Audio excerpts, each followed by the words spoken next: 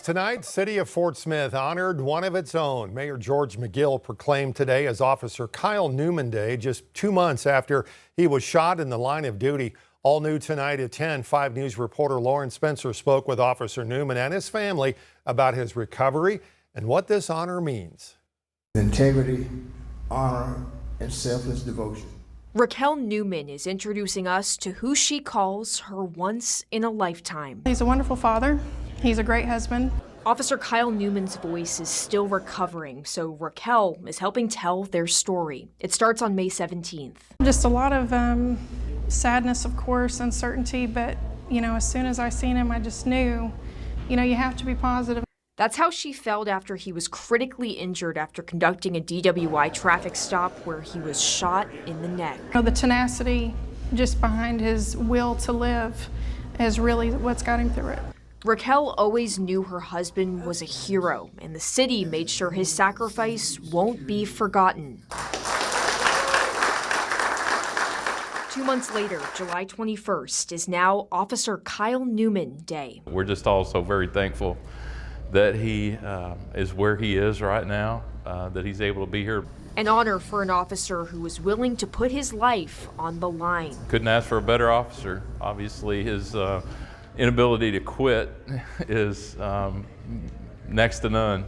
Officer Newman has one message for everyone who's been cheering him on in his road to recovery. I would just thank everybody for all their support and their love. And that road isn't over just yet. Raquel is cherishing these moments and ready for whatever comes next, with her once in a lifetime. We're living each day to the very fullest like we did. And we've just got our family behind us and the whole police department, and you can't ask for anything better than that. Thank you very much. In Fort Smith, covering news where you live, Lauren Spencer, 5 News. Meanwhile, city directors approved a change when it comes to citizen comments heard by the board. The new amended ordinance still allows public comment during voting sessions, but only on agenda items. All public comment on any concerns people might have will now be heard at study session meetings. Citizens groups seeking to get voters to decide on changing Fort Smith to a mayoral form of government did not turn in petitions today as planned. The group says a canvasser raised a concern over how some signatures were notarized. They say an investigation is now underway into the 3,800 signatures collected so far. Our goal is to do that, make sure that the integrity of the process is 100% intact, because that's what we've always insisted on, and make sure that we're transparent in what we're doing. Group must submit more than 2,600 signatures to get the proposal on the ballot this November. No timeline yet on when they'll try to submit those to the city clerk's office. Well, after months of debate and a lawsuit from a resident, Fayetteville has changed its rules over city employees signing non-disclosure agreements. The new rules state the mayor and the city attorney must give written approval before any city employee signs an NDA. It also requires an NDA be terminated when the corresponding project enters into a public process like a permit approval. It all comes after public backlash after the city signed multiple agreements with drone manufacturer Swarm Aero. I think the issue with Swarm Aero and the NDAs, it's something that I don't believe that I ever really thought about much of, and I don't think many of the public did either until this happened. So I think just the more transparency that we've been able to create here, I think is good for Fayetteville, and I think it gives us some more thought as we go forward. City was also set to discuss 3 ordinances that they say would help address the city's housing crisis, but tabled the discussion until next month. We have learned new details tonight on the suspect in Friday night shooting in Springdale. 16-year-old Jaden Badientos has been identified as the suspect. Washington County prosecutor says he will be charged as an adult with second-degree murder. Police found a 17-year-old girl shot Friday night in the 2300 block of Sunset. She was taken to the hospital where she later died. It was one of 2 shootings over the weekend in Springdale. Saturday night, police say 27-year-old Brandon Cabrera was shot and killed in a car off Stagecoach Road. 16-year-old Christian Gutierrez has been charged as an adult with first-degree murder.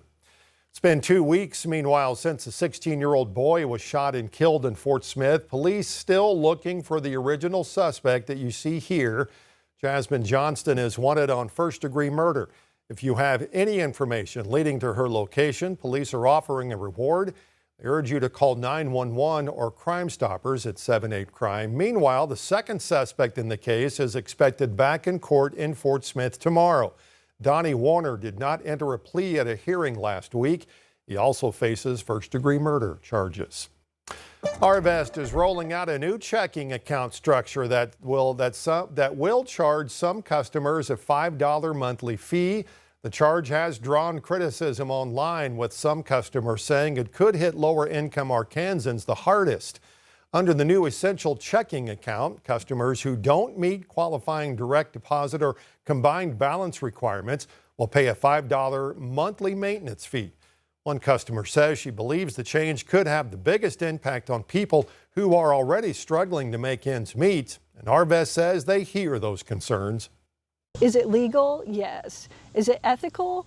Well, that's another question. We understand the frustration, and we hope ultimately there's value that they find in us as a bank, as a community-focused bank, and as a neighbor. The bank says the new structure helps fund things like digital banking tools, fraud protection, and its branch network. Arvest also notes that monthly checking account fees are common across the banking industry, though the requirements to avoid those fees vary from bank to bank. A Tawnytown bookstore known for its commitment to literacy is turning to the community for help. Once Upon a Time Books has launched a fundraising campaign to help support its mobile bookmobile. 5 News reporter Jada Daniels shares why they need your help. It's a sight Once Upon a Time Books hopes to keep seeing for years to come. A truck full of books children can pick out and take home. But the journey to this point started long before the bookmobile hit the road. My parents started Once Upon a Time Books out of their garage 27 years ago, selling on eBay. And then it grew and grew. What began as a small family business has grown into 3 bookstores, 2 warehouses, and a statewide literacy effort known as the Great Arkansas Book Giveaway, bringing books directly to students across Arkansas. And to keep continuing to be part of the community, this is a major part of our business. And in order for us to continue to grow, we need Great Arkansas Book Giveaway to also grow and flourish, and for us to be able to be part of the education community that we have been. General Manager Ellison Harrison says the impact goes far beyond a single book. There are several stats that talk about the importance of a home library, and for students to have books that they have picked out themselves, for them to keep them and not just check them out, to keep them at their home library is of the utmost importance to improve literacy. Their mission is to keep the wheels turning on the bookmobile, and that's why they're asking for your help. Once Upon a Time Books needs this to happen for our business. It's important that the community provides and supports us in this mission in order for us to keep the lights on and to stay in business. Harrison tells me their goal is to improve literacy across the state, one book at a time. In Fayetteville, covering news where you live, Jada Daniels, 5 News. If you'd like more information on how to support, you can head to our website at 5newsonline.com. Well, today, the city of Fort Smith unveiled a new street sign on a stretch of Towson Avenue after a boxing legend who made a lasting impact on the city. It's now known as Bobby Crabtree Boulevard, known to fans as the Fightin' Hillbilly. Crabtree's professional boxing career spanned 20 years from 1982 to 2002. During that time, he fought 93 professional fights, won 56 with an impressive 51 by knockout. He faced some of boxing's biggest names like Mike Tyson, Muhammad Ali, George Foreman. Crabtree continued serving the community through his auto body shop there on Towson, where he's been in business for 37 years. And now the stretch on Towson and between South L and South M Street, right outside his shop, will forever honor him. I was shocked. I said, me? You know, I couldn't believe it. I said, that's what I mean. I just couldn't believe it, and I was honored. So it's still a shocker to me. You know, here I come to work, and I got to look at my name. Crabtree says he doesn't box anymore, but still works out every day. The city says the recognition celebrates a local athlete whose determination, grit, and accomplishments brought national attention to Fort Smith.